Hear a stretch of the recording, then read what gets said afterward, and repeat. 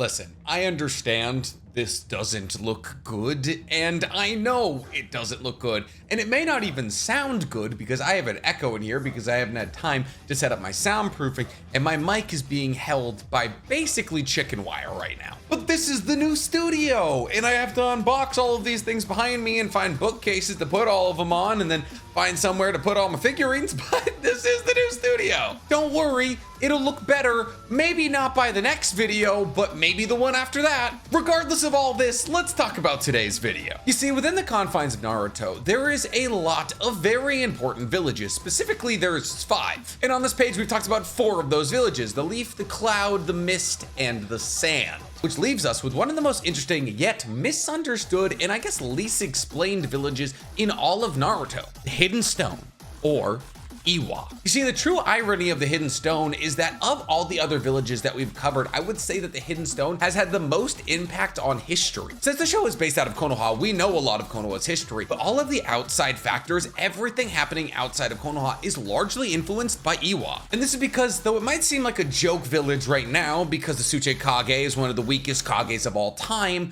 for a long time, Iwa has been one of the strongest villages in Naruto. This is thanks to a lot of things, but mostly the military-industrial complex that comes with Iwa. There is no village that puts more stake into war than Iwa, which is why today we have a lot to talk about. Before we get into any of that, guys, please, for me and my new studio, like this video, subscribe to the page, and hit that noti bell. And while you're at it, guys, please follow my other 2 YouTube pages. That is NCGamer23, where I actually just beat Subnautica, and Hammer's Collection, where instead of talking about anime, I unbox things from it. Before we get into all that, guys, today we have a recurring sponsor sponsoring today's video. Today's video is sponsored by Bai.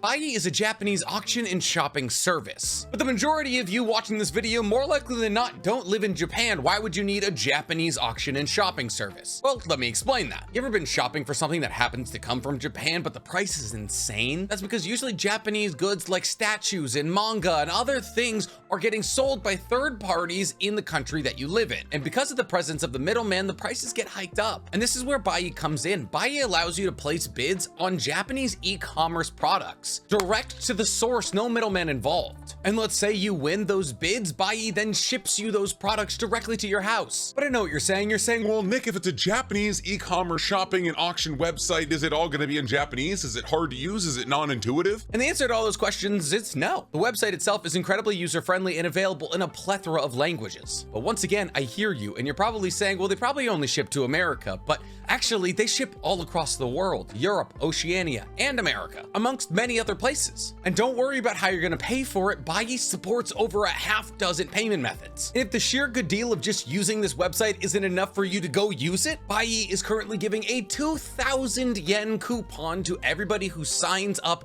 using the link in my pinned comment in my description. So what are you waiting for? Stop overpaying for Japanese goods. So Iwa, or the village hidden in the stone, how did it get that name? Well, the village hidden in the stone is quite literally hidden in stones. The entire village's infrastructure is built out of the surrounding rock and mountains. And these rocks and mountains are used to make tower-like buildings that everybody lives in. And all of these towers are connected via bridges. In this sense, it's a bit like the ancient rock towers we see in central Turkey. These are ancient human dwellings that the first settlers in Turkey carved out of the mountain in order to live in. And these kinds of structures are very difficult to make. You essentially have to chisel your own living room. Imagine making a room this big, but with Stone Age tools. However, if the 3 little piggies taught us anything, if you build a house out of stone, it's gonna be there for a while. And this, combined with the fact that all of Iwa is surrounded by a mountainous region that is incredibly hard to cross through, it makes Iwa basically a stronghold. It would be incredibly difficult for an invading army to enter Iwa. They would either have to climb all the way over basically sheer cliff mountains or go through one of the very few roads into Iwa. And if the movie 300 taught us anything, a road can be pretty easily defensed. And the fact that Iwa is such a stronghold is actually a point of pride for many of those in Iwa. Because remember, this is a village basically obsessed with war. But they know any offensive movements they make outside of Iwa will never really come back to bite them, because it would be almost impossible for an occupying army to take Iwa. This is especially true of the Tsuchikage's building, which is the tallest building in all of Iwa and has the kanji for earth on the side of it. It is also directly in the center of Iwa to make it the hardest to get to. But how was this village built, and why was it built? Well, to talk about that, we're gonna have to do what we usually do in these kinds of videos and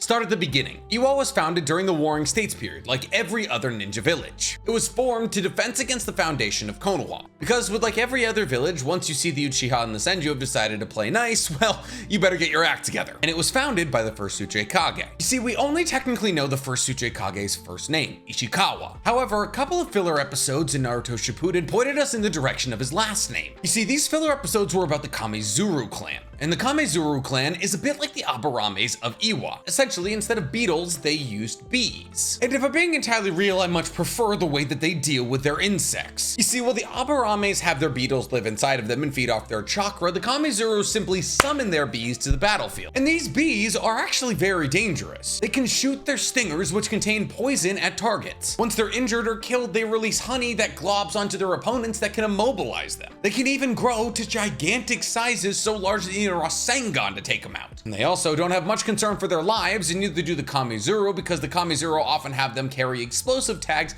to explode their opponents. And the bees. But why am I talking about the Kamizura? Well, because in these filler episodes and in the novel that the Kamizura clan appeared in, they said that Ishikawa was actually a Kamizura. And this actually lines up really well with the story that the novel and the filler episodes are trying to tell. Because as they stated, they state that the Kamizura were once one of the proudest clans in all of Iwa. They stated that they were well known and revered amongst their peers. However, that's no longer the case. As to why that's no longer the case, we'll crack into in a second. First, we need to talk more about Iwa's history. See, obviously we've talked about Iwa's founding and its geological location. See, unfortunately, the first thing that happened to the Hidden Stone Village wasn't the most positive thing that's ever happened, but it also possibly could be taken that way. You see, because the first thing that we're going to talk about happening in the Hidden Stone is Madara going to the Hidden Stone in order to fight Mu and Inoki. You see, essentially Madara thought that all other ninja villages should be subservient to Konoha because Konoha was the strongest. And because of this, he went to the Hidden Stone to order them into subservience. This simple act actually gives us a little peek into Iwa's history. You see, because we know that Madara went to this village prior to the First Great Shinobi World War, because Madara still went as an affiliate of Konoha, and the First Great Shinobi World War didn't happen till long after Madara was dead. However, what's weird about this event is that it's Mu and Inoki who fight Madara and not the first Uchikage. You see, Mu was the second Uchikage and Inoki was the third. And we know for a fact that Mu dies in the First Great Shinobi World War, so this points us to believe that before Madara gets there, but after the founding of Iwa,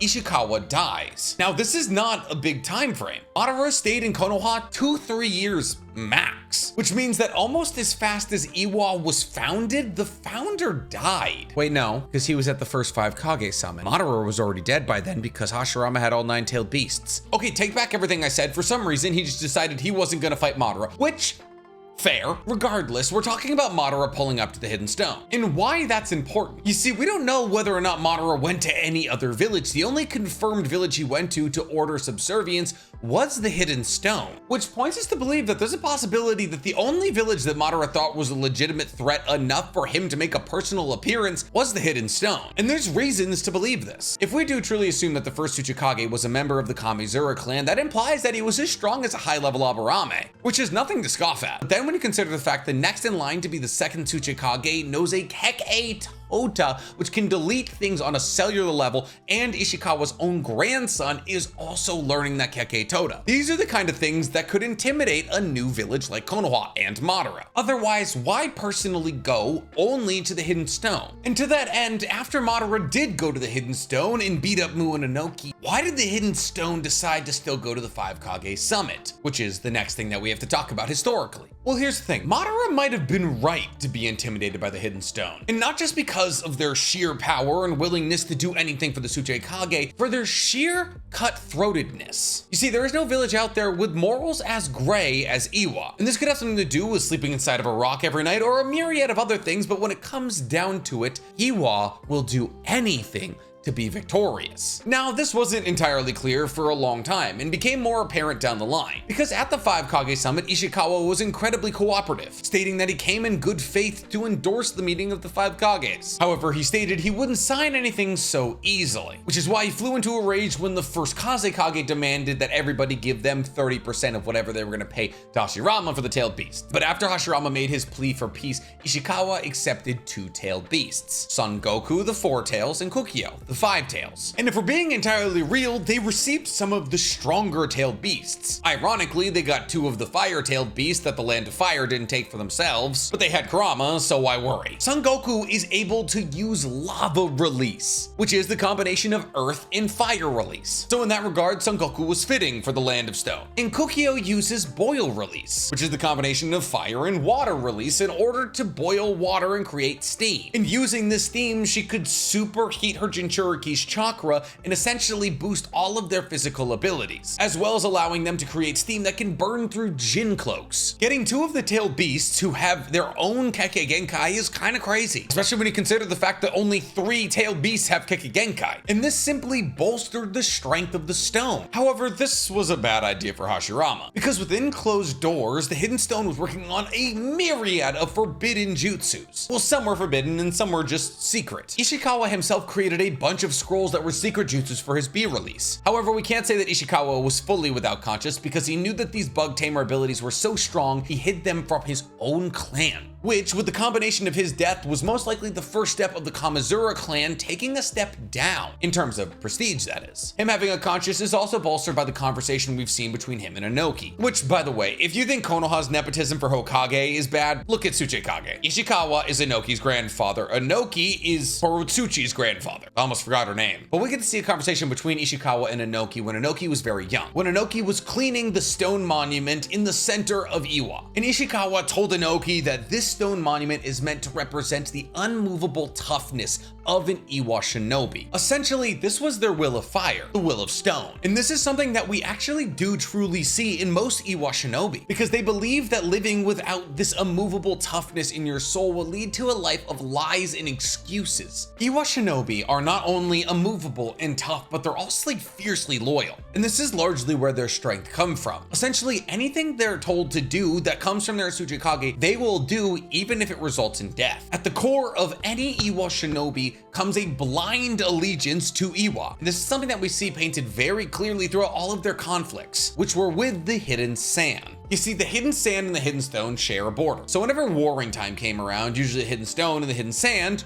would fight. Which is why all throughout Naruto we see Hidden Stone and Hidden Sand Ninja hate each other so much. And this is why the Hidden Stone is involved in every single Great Shinobi World War. However, their opponents weren't only the Hidden Sand. In fact, in the first Great Shinobi World War, they found themselves across from the Hidden Mist, which makes quite literally 0 sense. The Hidden Mist and the Hidden Stone are as far away as 2 countries can be within the Naruto world. But they were fighting. And how do we know they were fighting? Because the person who had taken over for Ishikawa as the second Tsuchikage was Mu. And Mu was Tsuchikage during the first Great Shinobi World War, which implies that more likely than not that Ishikawa actually died during the first Great Shinobi World War, or at some of the skirmishes that led up to it. Regardless, we know that Mu was the Tsuchikage during the first Great Shinobi World War, because we know that Mu and Gengetsu killed each other. And we know that Mu and Gengetsu died before Tobirama, who died in the first Great Shinobi World War, which means that Iwa more likely than not lost 2 Tsuchikage in one war. Something that happened to both Konoha and the Hidden Mist village, but something that is still incredibly jarring to a relatively new village, which is more likely than not where they gained their proclivity for sneakiness. You see, somewhere down along the line, and right now is probably the most credible time along that line that Iwa gained this proclivity, Iwa decided to undercut all the other villages, even in times of peace. And here's the thing, we know for a fact that Mu also believed in this sentimentality, because when he was reincarnated, he told Inoki to take control of the world after the Fourth Great Shinobi World War in order to capitalize on the collective weakness of the ninja world. They were always thinking of ways to cut throats and step on toes.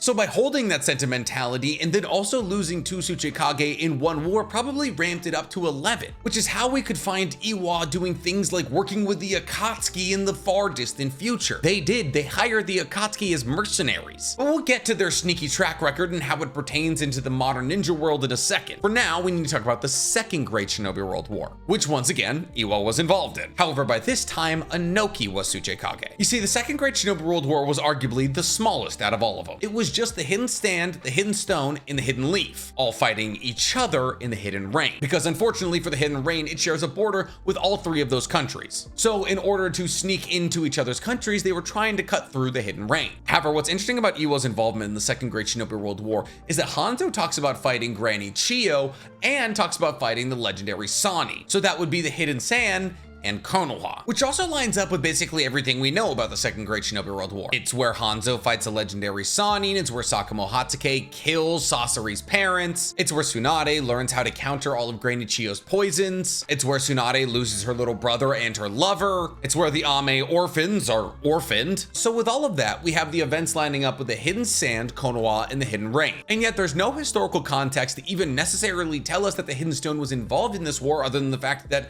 it says the Hidden Stone was involved in this war. And why do we think that is? Well, to dive into that, we have to look at the reason that the Second Great Shinobi World War even started. After the First Great Shinobi World War, there was an economic disparity. Essentially, rich countries like Konoha were fine, but poorer countries like the Hidden Sand and the Hidden Stone weren't. You see, obviously the First Great Shinobi World War had been insanely devastating to the entire ninja world, and because of that, a treaty was signed for 20 years. But after those 20 years, the economic gap between rich and poor countries continued to grow, and this is why we see the parties involved.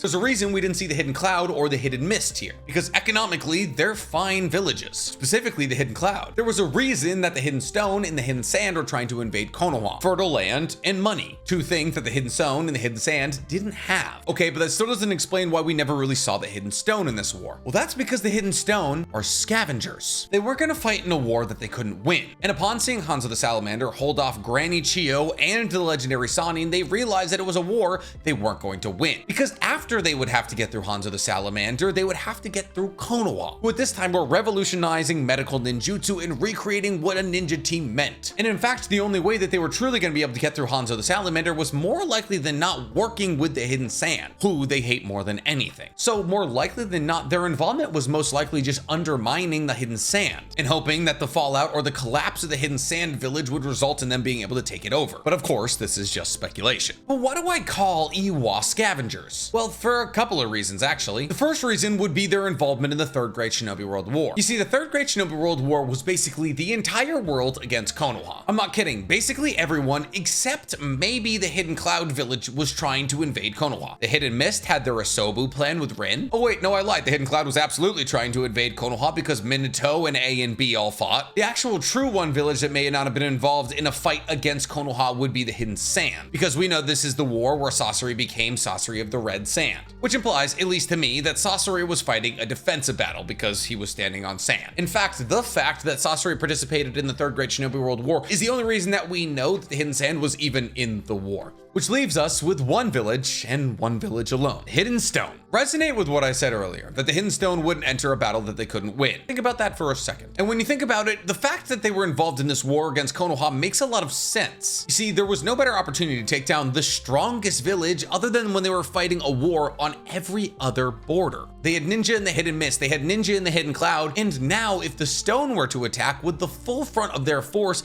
they would have their final and best opportunity to break into Konoha. And so they did exactly that, sending tens of thousands of ninjas into Konoha. And for a while, they were actually winning this war. That was until the Battle of Kanabi Bridge. You see, this battle where Obito died is often usually flipped right over. However, this mission for Team Minato was quite literally make or break for Konoha. Essentially, the overwhelming numbers of Iwa and the fact that Konoha had to fight on so many borders was pushing Konoha down. But Iwa was getting all of their supplies into the land hidden in the grass with one bridge, and that bridge was the Kanabi Bridge. With that bridge destroyed, Iwa's supply line would be cut off, and Konoha would be able to kill all of the ninja still left in the land hidden in the grass. However, this was an incredibly difficult mission that shouldn't have been entrusted to Genin, especially Genin, who don't have Minato with them. But Genin or not, they actually managed to figure it out, and Kanabi Bridge was destroyed, and therefore the war swung in Konoha's favor. But think about this from Iwa's perspective. This is their one opportunity to take over Konoha, or at least take a part of it. Iwa is all mountain mountains. Its entire economy is based off ninja work, which they're not gonna get from the Hidden Sand because the Hidden Sand hates the Hidden Stone. And Konoha has the cheapest ninjas around, which means all of the small villages between the Hidden Stone and Konoha are gonna hire Konoha. Without this fertile land and the strengthening of their nation as a whole, they don't stand a chance economically, which is why even after Kanabi Bridge was destroyed, they continued the war effort. Even in the face of sure defeat and after signing a peace treaty, mind you, because after Kanabi Bridge was destroyed, Iwa essentially surrendered and signed a peace treaty. After they signed that peace treaty,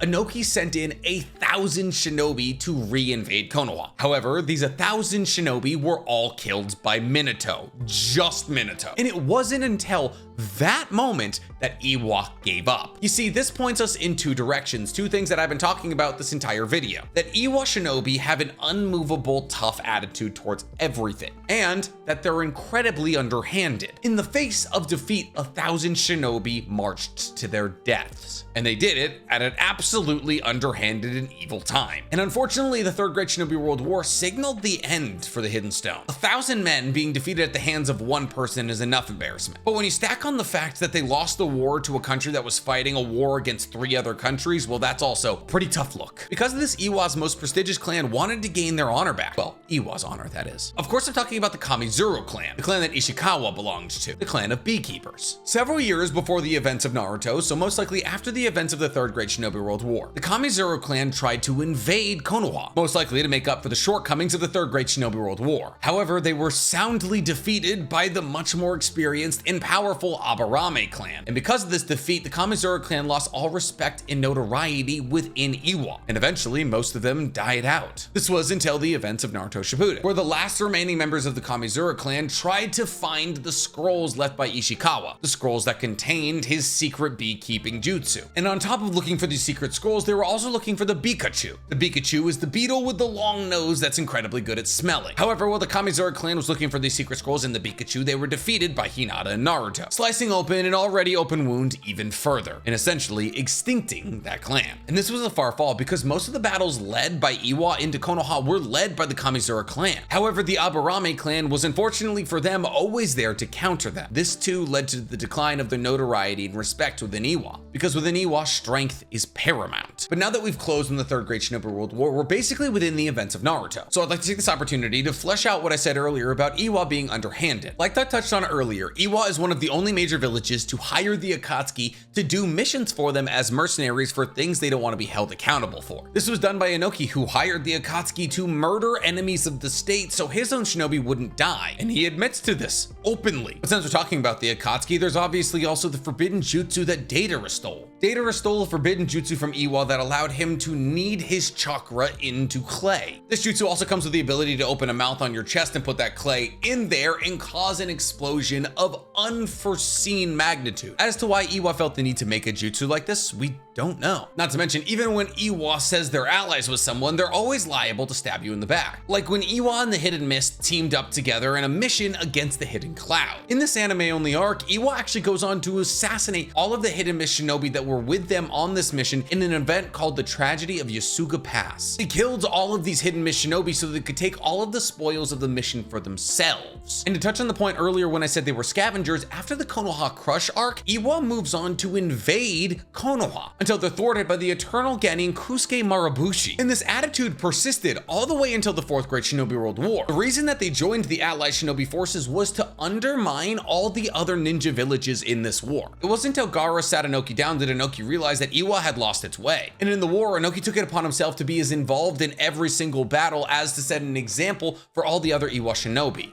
Because for as long as they've existed, there has never been cooperation between them and other villages. And if there was cooperation, you killed them at the end of it. Even in Boruto, Inoki went on to create Akuta, which were essentially sentient earth golems, because Iwa was attacked by a rogue shinobi and multiple shinobis died from it. So against the will of quite literally everybody in the ninja world, Iwa went on to do illegal scientific research after the era of peace was established, all in order to make sure that their shinobi would be safe, but at the same time almost creating a cataclysmic event. Now, say what you will about Iwa, I genuinely believe that they are the closest representation of real-world government we've ever had. Their willingness to do anything and undercut anybody for the furtherment of their own goals is very realistic to what real-world government does every single day. Because of that, I find them as a village incredibly perplexing and interesting. We get to look at them as a viewer and understand that they're a reflection of reality, and that ironically, it wasn't one singular event that made them greedy and underhanded, and that it's been there forever, intrinsically in their governing system. Mu wanted Inoki to undercut the ninja world's vulnerability after the Fourth Great Shinobi World War. Mu, who's been there since the founding of the village. And while other external factors, like the fact that they couldn't beat Konoha in a fight or Madara coming to kick down some doors,